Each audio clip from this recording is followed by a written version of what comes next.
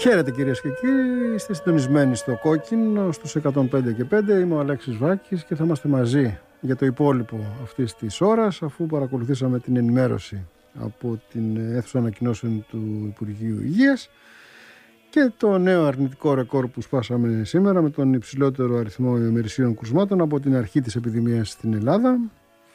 1259 νέα κρούσματα, 593 εν συνόλο νεκροί. Άλλοι 12 άνθρωποι έχασαν τη ζωή τους στο τελευταίο 24ωρο και 102 οι διασωληνωμένοι.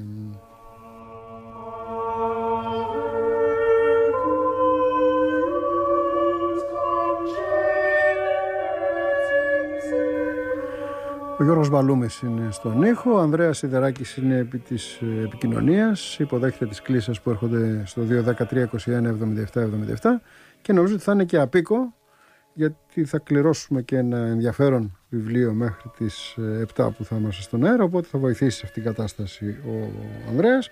Για την περίπτωση που θέλετε να επικοινωνήσετε μαζί μας μέσω τηλεφώνου, λοιπόν, 213-21-77-77.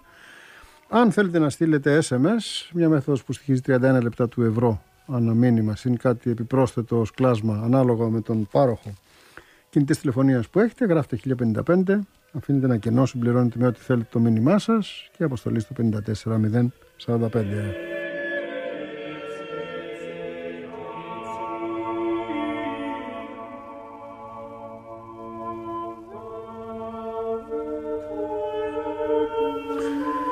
Διαπράττω βέβαια μια μεγάλη ύβρι. Μιλάω πάνω στη μουσική ενός από τους σπουδαιότερους μουσικούς της Ευρώπης. Αναφέρομαι στον Ζονσκέν Ντεπρέ, της περίφημης γάλλο-φλαμανδικής σχολής του 15ου αιώνα, και ακούμε ένα μοτέτο που μας βάζει στο κλίμα, και όταν λέω στο κλίμα μας βάζει σε αυτό το μεσαιωνικό, μισοαναγενσιακό κλίμα, ούτε το ένα κοντράρει το άλλο, αλλά όλοι καταλαβαίνουμε τι εννοούμε με αυτές τις δύο έννοιες, και σε αυτό το κλίμα θα μεταφερθούμε μέσα από ένα μυθιστόρημα που έχω τη χαρά να παρουσιάσω σήμερα μαζί με την πολύ νέα γυναίκα που το έγραψε. Λοιπόν, Βαντόρια, το βασίλειο της Θίελας, αυτό το μυθιστόρημα που παρουσιάζει μια φανταστική και μεσαιωνικού, ας πούμε, κλίματος πόλη με ένα βαθιά ατμοσφαιρικό τρόπο και με έντονους διαχρονικούς συμβολισμούς που ακουμπούν και στο σήμερα, είναι το 7ο μυθιστόρημα που έγραψε η μόλις 22χρονη Ελευθερία Κόλια, η οποία Ελευθερία Κόλια μας κάνει την τιμή. Εμένα μου κάνετε την τιμή. Καλησπέρα. Να είναι μαζί μας στο στούντιο, νομιμότατη, με τη μασκά της. Όπως όλοι αυτό το διάστημα. Όπως όλοι αυτό το διάστημα.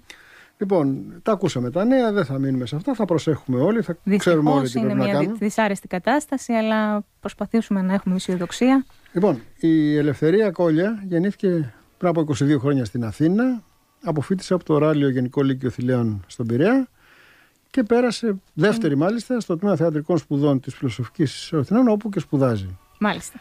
Αλλά από τα 12-13 βασικά ολοκληρώνει τα γραπτά της, γιατί από πιο πριν. Αυτό είναι το αξιοπερίεργο του πράγματος. Ακριβώς, το αξιοπερίεργο.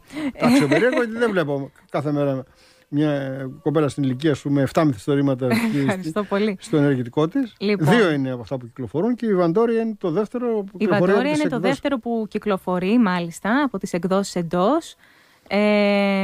Λοιπόν, μένα η σχέση μου με τη συγγραφή ξεκίνησε από πολύ μικρή ηλικία.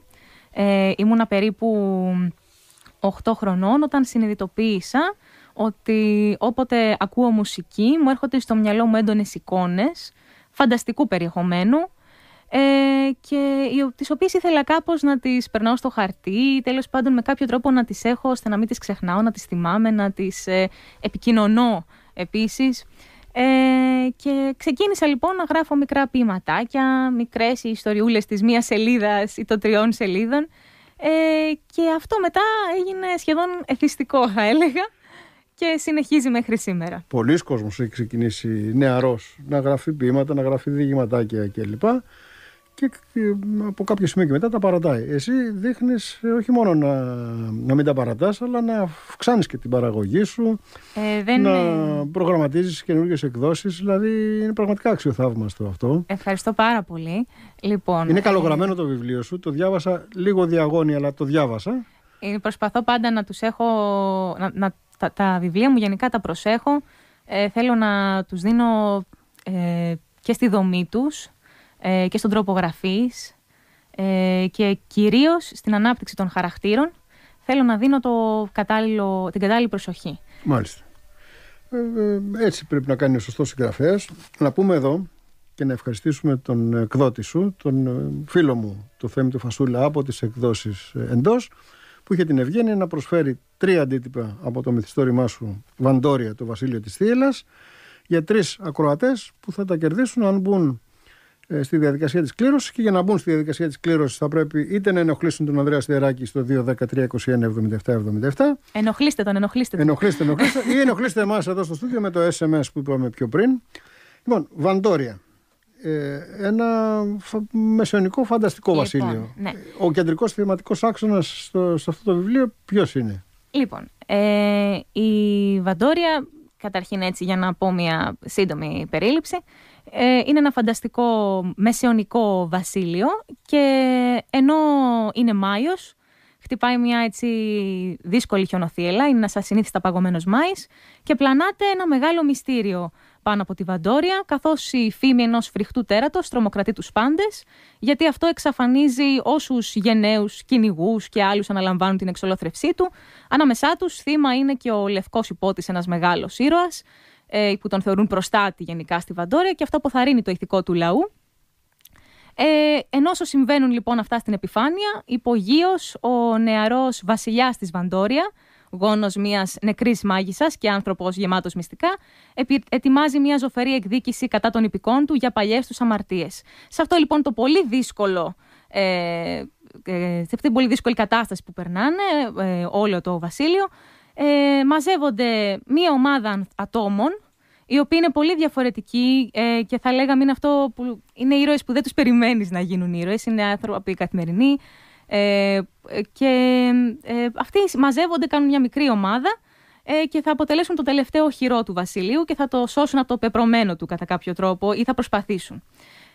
Ενώ παράλληλα πρέπει να τα βάλουν με το δικό τους παρελθόν και το δικό τους παρόν για να το κάνουν αυτό. Το βιβλίο ακροβατεί ανάμεσα σε θρύλους, άλυτους γρίφους, ξόρκια, μυστικά, και προσπαθούν να εξορκίσουν τους κάθε λογής δαίμονες που τους καταδιώκουν οι ήρωες του μυθιστορήματός μου. Πολύ επίπεδο είναι, έτσι. Είναι πολύ επίπεδο. Παίζει σε πολλά πράγματα ταυτόχρονα. Ωστόσο, αυτό που θα έλεγα ότι είναι ο κεντρικός του άξονας μέσα σε όλο αυτό το φανταστικό περιβάλλον είναι η έννοια της θυσίας. Οι ήρωες αυτοί πρέπει να θυσιάσουν πράγματα, και οι καλοί και οι κακοί, προκειμένου να φτάσουν το σημείο που επιθυμούν ο καθένας. Αυτό είναι στην παράδοση του παλιού, του μεσαιωνικού υποτικού μυθιστορήματος, του Σκοτ. Ακριβώς, ναι. Και βέβαια, εντωμεταξύ, είπα οι καλοί και οι κακοί. Οι χαρακτήρες μου θα έλεγα ότι είναι γκρίζοι. Δεν θα ήθελα να χαρακτηρίσω καλούς, κακούς, γιατί θέλω να είναι όσο γίνεται, όπως είπατε και πριν τη λέξη, πολυδιάστατη, πολυεπίπεδη, όπως και η ίδια η ιστορία όσο γίνεται. Τώρα βέβαια διέκρινα μια τάση δική σου να μου μιλάς στον πληθυντικό. Εντάξει, είμαι μεγαλύτερος και αρκετά μεγαλύτερος, αλλά συμφωνήσαμε νομίζω ως ανήλικοι να μιλάμε στον ελληνικό, έτσι δεν είναι? Βεβαίως. Ήταν έτσι μια παράληψη. Ωραία, χαίρομαι λοιπόν. Ένα παραστράτημα που θα μου συγχωρήσεις. Έρχονται μηνύματα με ανθρώπους ακροατές μας. Εδώ το βλέπω στα SMS. Φαντάζομαι και στον Ανδρέα το Σιδεράκη έρχονται, γιατί τον βλέπω να σηκώνει το τηλέφωνο και σε λίγο θα έρθει να μας φέρει και τα ονόματα για να κάνουμε μια υποτυπώδη κλήρωση. Όχι υποτυπώδη, κανονική δηλαδή. Λοιπόν, 3 αντίτυπα από τη Βαντόρια, το Βασίλειο της Θίελλας, της Ελευθερίας Κόλια, από τις εκδόσεις Εντός, για 3 τυχερούς ακροατές, ακροάτριες της απόψινής εκπομπής. Τι διαβάσματα είχες, γιατί για να φέρει κάποιος σε πέρα σε ένα τέτοιο δύσκολο και σύνθετο εγχείρημα, θα πρέπει να έχει κάποιες παραστάσεις. Θα πρέπει να έχει εργατόρες διαβάσματος, πριν απ' όλα, λέω εγώ, έτσι. Βεβαίως, λοιπόν. Σίγουρα το να διαβάζει κανείς μυθιστορήματα για να μπορέσει να γράψει μετά, είναι πολύ βασικό. Θα έλεγα ότι στα αναγνώσματά μου σίγουρα έχουν συμβάλει ο Tolkien, η J.K. Rowling που είναι σύγχρονη, αλλά από εκεί και πέρα έχω τεράστια αγάπη για τον Κάρολο Ντίκενς. Όπου και εγώ. Τέλεια. Φτιάξουμε ένα fan club εδώ λοιπόν για τον Ντίκενς. Νομίζω θα έχουμε χιλιάδες μέλη. Μέλη, γιατί είναι μια αξία διαχρονική. Και για τον Ιούλιο Βέρν επίσης, και θα αναφέρω πάλι στα αναγνώσματά μου και τον Αλέξανδρο Δουμά με τους 3 σωματοφύλακες και τις συνέχειες αυτών. Και πολλά ακόμα. Από Έλληνες αντίστοιχα διαβάζω περισσότερο και μυθιστορήματα βεβαίως, αλλά και ποίηση, και θα λέγω ότι η ποίηση περισσότερο μου έχει δώσει εικόνες για να μπορέσω να συνθέσω τα δικά μου, αλλά επίσης εντάξει, θα αναφέρω από Έλληνες και τους αρχαίους κλασικούς τραγικούς, καθώς και τον Όμηρο, τον οποίο λατρεύω. Καλά, τώρα μιλάς στον κυβερνητικό εκπρόσωπο, παιδί μου, μην ξεχάσεις κάτι που θα ακουστεί ως μη πολιτically correct. Και Mickey Mouse διαβάζουμε και όχι, και κόμιξ διαβάζουμε και από όλα διαβάζουμε. Και τα κόμιξ είναι σίγουρα μέσα στην... διαβάζω και κόμιξ και είμαι και λάτρης και των κόμιξ με τους υπερήρωες, με το Mickey Mouse, με όλα. Και επίσης... Σε πειράζω, όπως καταλαβαίνεις. Εννοείται, ναι. Μάλιστα. Η ταύτισή σου, πώς να το πω, με τη φόρμα του μυθιστορήματος, που είναι μια πολύ σύνθετη φόρμα, γιατί και μεγάλη είναι σε έκταση, δεν είναι ούτε διήγημα ούτε νουβέλα, και πρέπει να κινήσει και χαρακτήρες, που αυτά είναι πράγματα που πρέπει να έχεις την μπαγκέτα του μαέστρου, του σκηνοθέτη, έτσι. Ναι, εγώ θα έλεγα ότι κάτι αυτό που είπες, μια πολύ σωστή λέξη που με βοηθάει πάρα πολύ, είπες τη λέξη σκηνοθέτης. Ναι. Μέσα και επειδή πριν ανέφερες και το... Τι άλλο πέρα από γιατί ανέφερα πολύ έτσι κλασικά και θα λέγαμε και λίγο αυστηρής φύσεως λογοτεχνικά, μια άλλη μεγάλη μου έμπνευση είναι ο κινηματογράφος, για τον οποίο έχω τεράστια αγάπη, και θα έλεγα ότι ανεξαρτήτως των ερεθισμάτων μου των λογοτεχνικών, ο κινηματογράφος είναι πάρα πολύ βοηθητικός για τη δομή που θα ακολουθήσω. Μας το κάνεις πιο σαφές αυτό για να το καταλάβουν και οι ακροατές. Ναι, λοιπόν, η λογοτεχνία έχει πολλές φορές, ειδικά η κλασική, ας πούμε, που ανέφερα 3 κλασικούς. Η κλασική έχει μια μεγάλη έκταση. Πολλές φορές είναι τόμοι, ας πούμε, ολόκληρη.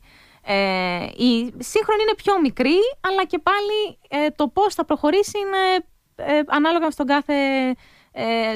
χέρι του κάθε συγγραφέα. Ο κινηματογράφος έχει μια πολύ ξεκάθαρη δομή. Είναι μια αρχή, μέση, τέλος, η οποία αρχή, μέση, τέλος είναι σε συγκεκριμένο χρόνο, τις περισσότερες φορές, που θα πει την ιστορία που θα πει. Είναι ένας χρόνος, ας πούμε, του 1 ώρας, 2 ώρων, για να είναι εύληπτο, να μπορεί να το παρακολουθεί κανείς άνετα και να είναι και παράλληλα και ευχάριστο και να μπορέσει να περάσει όλη αυτή την ατμόσφαιρα. Εγώ λοιπόν θέλω να ακολουθώ αυτό, να μην είναι δηλαδή κάτι πάρα πολύ ογκώδες ή κάτι πολύ μικρό αντίστοιχα, να είναι όσο πρέπει, ας πούμε, όσο θα ήταν μια ταινία που θα μπορούσε να την απολαύσει κανείς άνετα, και θέλω επίσης να δίνω πολύ έντονα την ατμόσφαιρα και την εικόνα όταν γράφω. Αυτή την εικόνα την έχεις ούτως ή άλλως στο κεφάλι σου τη στιγμή που το γράφεις. Το πράγμα δεν γίνεται αλλιώς. Όχι, δεν γίνεται αλλιώς, αλλά ο κάθε συγγραφέας δίνει τη δικιά του πνοή, θα λέγαμε, στο μυθιστόρημα και τη δικιά του βάση στα πράγματα. Εγώ όταν γράφω δίνω μια έντονη, έτσι, αρκετά βάση στις περιγραφές, χωρίς όμως να θέλω να κουράζουν ή να είναι υπερβολικά λεπτομερείς και αναλυτικές. Ώστε να βάζουν στην ατμόσφαιρα. Σαν μια ταινία. Σαν μια ταινία. Άλλη ερώτηση. Συναφής και πάνω στον ίδιο καμβά. Αυτό το μυθιστόρημα, το οποίο είπαμε εκτελήσεται σε έναν φανταστικό μεσαιωνικό βασίλειο. Οι ήρωες του, οι ήρωες της Βαντόρια, που τοποθετούνται σε αυτό το φανταστικό βασίλειο, τι κοινό μπορούν να έχουν, με αναλογίες ενδεχομένως, με σύγχρονους της δικής μας εποχής? Λοιπόν, οι ήρωες της Βαντόρια, οι οποίοι αποτελούν και αυτή την ατέριαστη ομάδα, θα λέγαμε, που συσπυρώνονται για να πολεμήσουν τα δεινά που έρχονται, έχουν το χαρακτηριστικό με τον οποιονδήποτε σύγχρονο άνθρωπο ότι βρίσκονται σε μια κατάσταση, θα λέγαμε, η οποία είναι πολύ δυσχερής, είναι αβέβαιη, και παρόλα αυτά προσπαθούν με τις όποιες δυνάμεις έχει ο καθένας να σταθούν σε αυτό, Δεν είναι τέλειοι, είναι ατελείς, το κάνουνε, προσπαθούν, αυτό είναι το βασικό της κομμάτι, προσπαθούν να τα καταφέρουν, δεν είναι σίγουροι για τίποτα, δεν πατάνε με σιγουριά πουθενά, κουβαλάνε από το παρελθόν τους ο καθένας τα δικά του προβλήματα, τα δικά του μυστικά, τα δικά του βάρη, τις δικές του αμαρτίες ενδεχομένως, αλλά παρόλα αυτά θέλουν να κάνουν ό,τι καλύτερο μπορούν. Και είναι από εκεί πέρα άτομα τα οποία θα τα συναντούσε κανείς στην καθημερινότητά μας εδώ οπωσδήποτε. Δηλαδή, παράδειγμα, ένας από αυτούς είναι ο Λόρδος Αλέξανδρος Μάντες, που είναι ένας έτσι πιο συντηρητικός, φοβισμένος άνθρωπος, μοναχικός. Θα τον μπορούσαμε σίγουρα σε μια σύγχρονη κοινωνία να γνωρίσουμε ένα τέτοιο κλεισμένο στον εαυτό του άνθρωπο. Είναι νέος, αλλά φαίνεται να έχει γεράσει πριν την ώρα του. Είναι μια κοπέλα, η Ροζέτα, η οποία είναι νεαρή στη ηλικία, με την οποία ο Αλέξανδρος Μάντες, ο Λόρδος, είναι ερωτευμένος, η οποία είναι πιο ζωντανή και πιο έτσι έχει αυτή την ένταση για ζωή, μια ένταση να επαναστατήσει σε αυτά που συμβαίνουν, να μιλήσει, να ακουστεί η φωνή της. Υπάρχουν πάρα πολλοί χαρακτήρες. Υπάρχει ένας μάγος, ο Ζερέν, ο οποίος είναι αμφιβόλου, θα λέγαμε, αμφιβόλων μάλλον κινήτρων, ο οποίος πάλι μπορείς να συναντήσεις ανθρώπους στη ζωή σου, οι οποίοι δεν ξέρεις πώς θα λειτουργήσουν, τι είδους δύναμη θα είναι στην κατάλληλη στιγμή. Ναι, ακριβώς. Ο βασιλιάς, που είναι ένα νεαρό άτομο σε εξουσία, όχι πολύ νεαρός, στην κατάλληλη ηλικία, ενηλικάς, αλλά... Ποια είναι η κατάλληλη ηλικία, δηλαδή, για βασιλιάδες? Η κατάλληλη ηλικία για βασιλιάδες θα λέγαμε δεν υπάρχει, αλλά θα έλεγα εντάξει, δεν είναι εννοώ και νεαρός να μην έχει ενηλικιωθεί, έχει στην κατάλληλη ηλικία της εποχής του, θα λέγαμε. Μάλιστα. Σε πειράζω ξανά, βέβαια. Εννοείται, και ελεύθερα. Σε έκοψα όμως.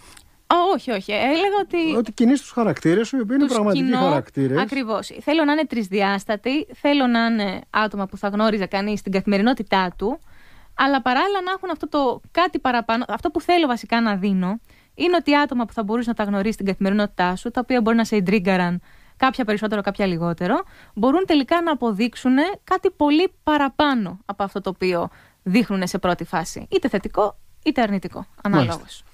Τώρα, εν σχέση με την τεχνική, με το μετιέ της δικής σου συγγραφής, έτσι. Ποια είναι η μέθοδός σου? Θες να χτίσεις αυτό το μυθιστόρημα, τη Βαντόρια. Έτσι. Το βασίλειο της Θίελας. Ένα σύνθετο πράγμα, το οποίο πρέπει να έχει σημειώσεις, πρέπει να έχει πολύ καλή προετοιμασία, πρέπει να έχει από πριν ξεκαθαρισμένο που το πας, αλλιώς δεν γίνεται. Δεν μπορεί να το ξεκινήσεις στο άγνωστο με βάρκα την ελπίδα, φαντάζομαι. Σίγουρα. Βέβαια, θα μιλήσω εδώ σε σχέση με το μετιέ. Θα μιλήσω για τον εαυτό μου καθαρά, γιατί ο κάθε συγγραφέας έχει τη δικιά του. Εσένα ρωτάω, οπότε. Άλλοι, ας πούμε, άλλοι τα προχωράνε και λίγο τυχαία και τους βγαίνουν πολύ καλά. Αλλά εγώ δεν είμαι έτσι ακριβώς. Όχι. Ναι. Ένα τέτοιο μυθιστόρημα δεν μπορεί να βγει πάντως τυχαία. Όχι. Τα μυθιστόρηματά μου γενικά δεν βγαίνουν με δουλίτσα. Υπάρχει ένα σκελετός πάντα. Λοιπόν, το πρώτο πράγμα που μου δίνει μεγάλη εμένα έμπνευση, είναι όταν ακούω μία μουσική, ένα κομμάτι, κάτι, οτιδήποτε. Η μουσική είναι το πρώτο μου ερέθισμα, θα λέγαμε, που μου δημιουργεί εικόνες. Οι εικόνες αυτές όμως, πάντα το πρώτο μου πράγμα είναι που δημιουργώ δηλαδή στην κάθε ιστορία, είναι οι χαρακτήρες. Όταν έφτιαχνα με τη Βαντόρια, το πρώτο πράγμα που σκέφτηκα ήταν οι ήρωες. Ποιοι είναι οι ήρωες, ποιο είναι το cast, θα λέγαμε. Το cast είναι που με προβληματίζει, το cast είναι που με ενδιαφέρει, και με ενδιαφέρει πάντα, είναι όλα μου τα βιβλία είναι ανθρωποκεντρικά. Είτε είναι ρεαλιστικά, είτε είναι φανταστικά μεσαιωνικού χαρακτήρα όπως η Βαντόρια. Το πρώτο πράγμα είναι οι χαρακτήρες. Μετά από τους χαρακτήρες, οι χαρακτήρες μετά μπαίνουν σε κουτάκια, μπαίνουν σε πλαίσια. Τον καθένα τον πετάω στη δικιά του κατάσταση, του φτιάχνω ένα background, ένα παρελθόν, και από το background όλων τους ενώνεται σιγά σιγά και έρχεται και φτιάχνεται ο κόσμος. Συνθέτω τον κόσμο δηλαδή, στον οποίο ανήκουν αυτοί οι χαρακτήρες, και ο κόσμος μετά αποκτά τέλος ατμόσφαιρα συγκεκριμένη. Θέλω να υπάρχει μια ατμόσφαιρα που διαχέει το μυθιστόρημα, και μέσα από αυτή την ατμόσφαιρα να γίνονται σιγά σιγά και οι εικόνες που θα αποτελέσουν την περιγραφή, την πιο κινηματογραφική που λέγαμε. Έτσι λοιπόν εγώ μετά φτιάχνω αυτόν τον σκελετό. Πόσο σου παίρνει αυτός ο σκελετός μέχρι να αρχίσει να γράφεις τα πρώτα κεφάλαια? Θα έλεγα ανάλογα. Στη Βαντόρια πόσο σου πήρε? Η Βαντόρια, το να ολοκληρωθεί ο σκελετός της, πήρε περίπου 1 χρόνο. Ναι. για να ολοκληρωθεί η ίδια η Βαντόρια πήρε μισό χρόνο. Ναι, και αυτό μπορώ να το καταλάβω. Είναι... Αν έχεις κάνει σωστή προετοιμασία, μετά το υπόλοιπο κυλάει νεράκι. Δεν είναι μόνο είναι και η προετοιμασία σωστή, αλλά είναι και πολλά άλλα. Η Βαντόρια μου βγήκε γενικά πολύ πιο εύκολα σχέση με άλλα που γράφω. Μπορεί να είναι και ακόμα πιο περίπλοκα από τη Βαντόρια, μπορεί να είναι λίγο πιο σκοτεινούλια, μπορεί να είναι λίγο πιο έτσι, δύσκολα, θα λέγαμε. Γκρίζα, δεν είπες? Ναι, και η Βαντόρια έχει τα γκρίζα της, αλλά άλλα είναι και πιο δύσκολα. Η Βαντόρια ήταν πολύ άνετη και έτσι ελπίζω ότι θα είναι και σε αυτόν που τη διαβάζει. Έχει ένα στοιχείο ότι έχει μια ροή εύκολη. Απευθύνεται σαφώς σε ενήλικες, σε εφήβους και σε ενήλικες. Έχει μια ροή. Δεν είναι παιδική λογοτεχνία. Δεν είναι παιδική λογοτεχνία. Όχι, δεν είναι παιδική λογοτεχνία. Η Βαντόρια για κανένα λόγο. Είναι για εφήβους και ενήλικες. Από εφήβους και άνω θα λέγαμε ότι είναι. Κατάλληλη από 13 που λέγαμε και στη Θα λέγαμε κατάλληλη από 13, ακριβώς. Γιατί έχει κάποια πιο όρημα, θα λέγαμε, κάποιες πιο όριμες θεματικές μέσα και εικόνες ίσως οι οποίες είναι λίγο πιο extreme θα χαρακτήριζα. Και οι χαρακτήρες πιο περίπλοκοι. Λοιπόν, οπότε ναι, η Βαντόρια είναι άνετη. Ξεκινάει σιγά σιγά και όσο τη διαβάζει κανείς παίρνει λίγο φωτιά παραπάνω. Είναι μια φλόγα που ανάβει και εξαπλώνεται. Τη Βαντόρια την έγραψες στα 20 πάνω κάτω? Τη Βαντόρια την έγραψα όταν ήμουνα 18,5. Και τότε που έμπαινε στο πανεπιστήμιο. Τότε που έμπαινα στο πανεπιστήμιο, ναι. Μάλιστα την έγραψα, θυμάμαι, στο πρώτο έτος του πανεπιστημίου, στην αρχή, έτσι, εκεί που ξεκινήσαμε με τη Βαντόρια. Και όταν έληξε, μετά δίστασα να την προχωρήσω, όπως και άλλα τα διστάζω να τα δώσω. Έτρεχα ένα άλλο το οποίο δεν είχε την ίδια τύχη μέχρι και τώρα. Και 7 μυθιστορήματα μόνο κομπανιάς δεν μπορούν να εκδοθούν. Θέλουν να πάρουν τη σειρά τους. Και... Ακριβώς. Και η Βαντόρια απλά είχε την τύχη ότι την πήγα στον Θέμη το Φασούλα και ήταν σε εκείνον την πήγα και κατευθείαν τη δέχτηκε. Δόξα τω Θεώ, είχε την τύχη. Και αν δεν κάνω λάθος, εκείνος θα βγάλει και το επόμενο μυθιστόρημα που έχετε στα σκαριά. Ελπίζω πως ναι. Το οποίο είναι διαφορετικής πάλι φαντασίας, αλλά διαφορετικό. Είναι σύγχρονο και άλλου είδους. Άλλου είδους. Να πούμε και για το πρώτο σου βιβλίο, το οποίο το έγραψε στα 13 και το εξέδωσε στα 16. Ναι. Αυτό μυθιστόρημα πάντα, έτσι.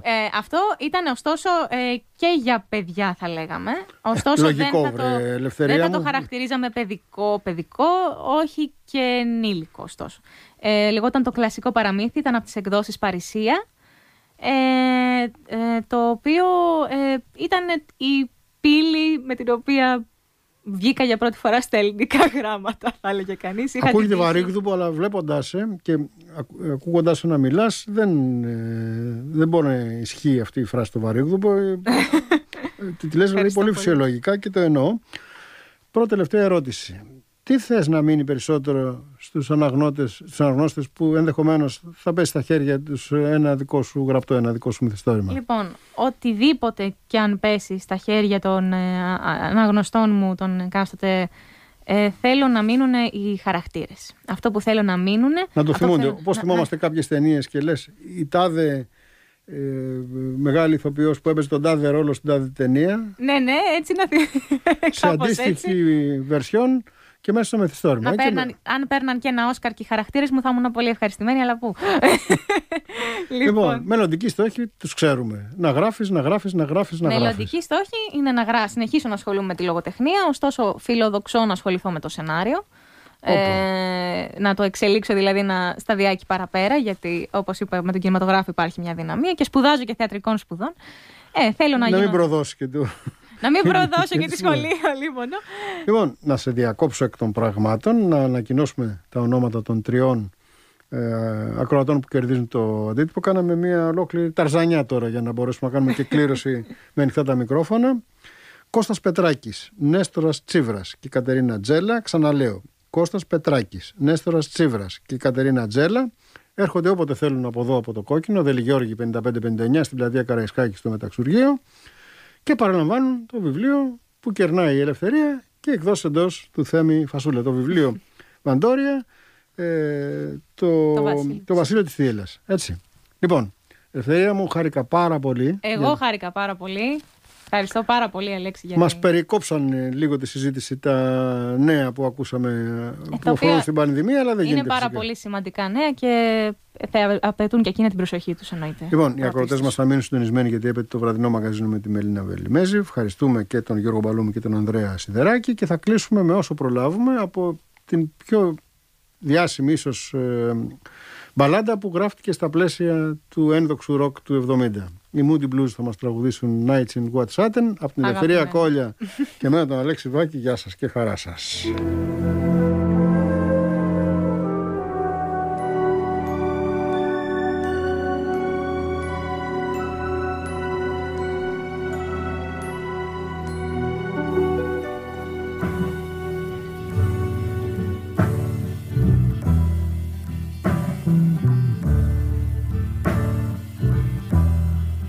Nights in white satin, never reaching the end. Letters I've written, never meaning to send. Beauty I'd always missed with these eyes before. Just what the truth is, I can't say anymore, 'cause I love you. Yes, I love you. Oh, I love you.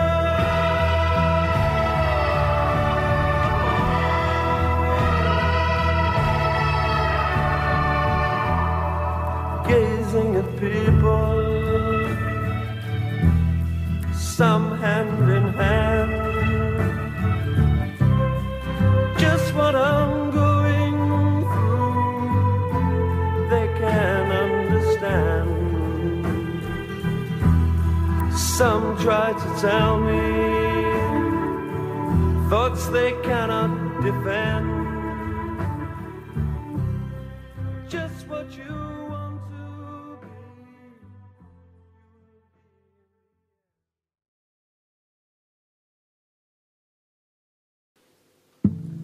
105 και 5.